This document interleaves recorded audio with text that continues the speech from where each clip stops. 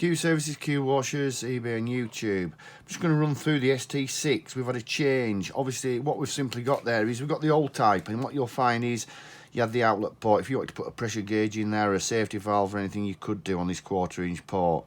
They've superseded it now, and we've lost the port. So on the system itself, you've got your in, you've got your out. Now the beauty about the floor switch itself, is this can be vertical, horizontal, whichever way suits you, because it's spring loaded inside, so it works both ways. Any angle you want it to work at, it can work at. Same as the other one as well.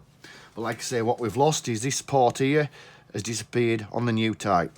Not only that, is the old one, the reed switch itself, it measured 8mm, just short of 8mm was the actual reed switch. The new reed switch is 9mm, so the new type, the reed switch is bigger, which you'll see. So that has to you need to make sure you get the right reed switch for the floor switch. So the 8mm one for the old type and the 9mm one for the new type without the port. The magnets and springs and everything else, very simple to test. What you simply do is put your own meter on, see if you've got a fault, and push against it. And you'll see that pushing up inside to test it when you've got a reed switch inside there. What sometimes can happen is you don't get a reading, because what this has gone tarnished. Sometimes just a bit of emery cloth to clean that magnet up can make it work again.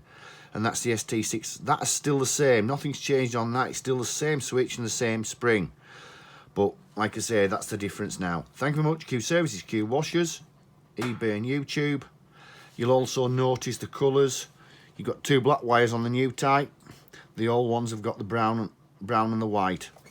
Thank you very much. Q Services.